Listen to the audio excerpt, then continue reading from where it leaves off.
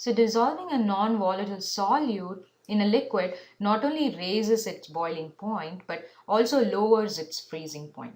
So let's see how we can make sense of this intuitively.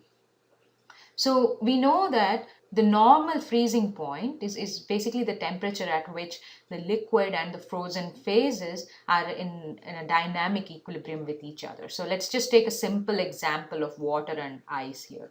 So at 0 degree C, you can see these small crystallites of ice that have regularly arranged water molecules, and then you have these other molecules of water in blue that are in the liquid phase. So these exist in dynamic equilibrium with each other, and what we mean by that is water molecules are continuously colliding with the ice surface and entering the solid phase at the same rate that the water molecules are leaving the surface of the ice and entering the liquid phase. So if you were to dissolve a non-volatile solute like glucose in the liquid, for example, so let's just mark the glucose molecules in pink here.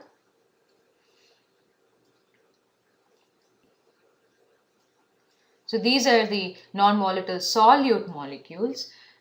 So now what happens is that the dissolved glucose molecules will reduce the number of collisions per unit time between the water molecules and the ice surface, because some of the molecules colliding with ice will now be the glucose molecules.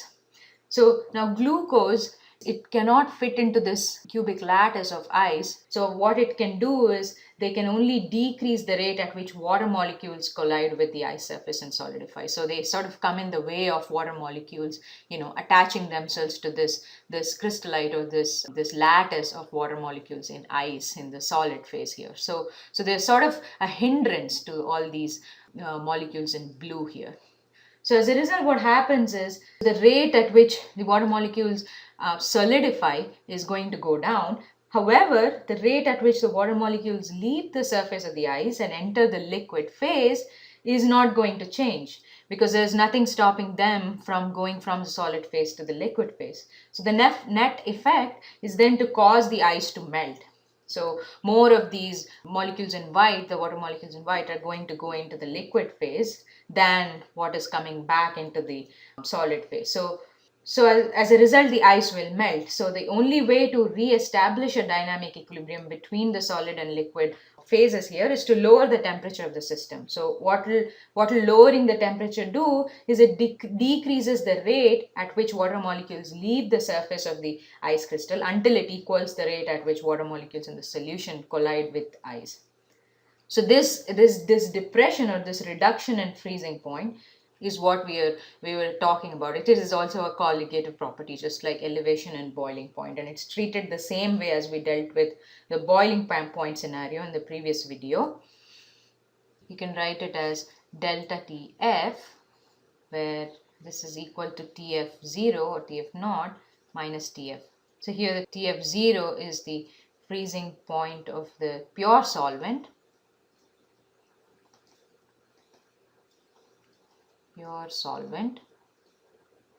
and this is freezing point of solution.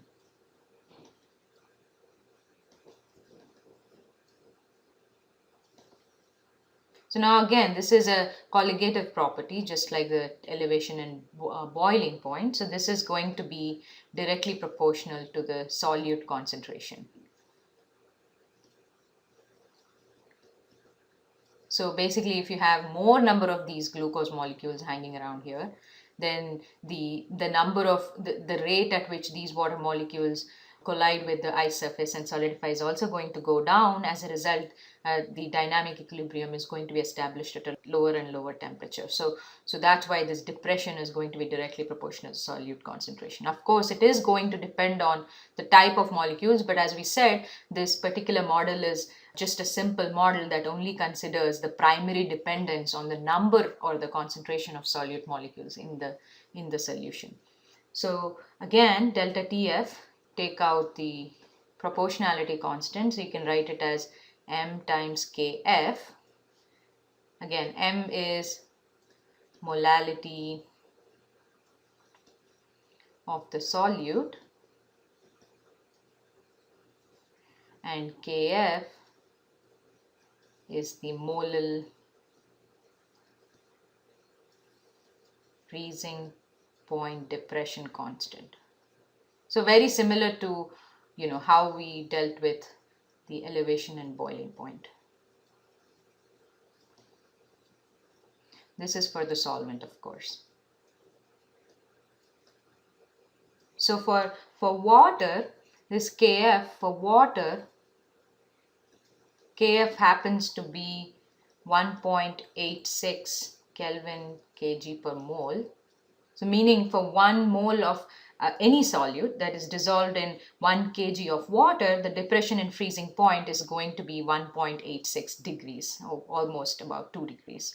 So remember, for the same 1 mole of solute dissolved in 1 kg of water, the Kb value, that is the constant for elevation and boiling point, was only about 0.52, and that was half a degree of increase in boiling point. So this phenomenon of reduction in freezing point can in fact be very useful in certain situations, especially for people living in cold climates. So for example, salt is added to lower the melting point or freezing point. In fact, both are the same, as you know, melting and the freezing point. So salt is added to lower the temperature at which ice and snow melt on roads. So that helps to clear the roads easily. And another classic example is adding ethylene glycol to engine coolant water in case of any cars or any automobiles. So ethylene glycol acts as an antifreeze, basically to protect the engines from any damage if the coolant water were to solidify. So you basically add this antifreeze and reduce the freezing temperature of water to a much lower temperature. So the solution does not solidify at 0 C. So let me just write it down here. So one example we talked about was salt added to melt ice or snow. That is one example. Then we said ethylene glycol added to engine coolant. Again, it depresses the freezing point or the melting point. So you can think of a lot of these examples where situations where this particular property of depression and freezing point comes very handy. It proves to be very useful to tackle certain situations. So another thing that comes to my mind is people even add methanol, windshield washer fluid, for example, and again the same thing to reduce the freezing point so that the washer fluid does not freeze at 0 C. So you can talk about many examples like this, but you get the point here.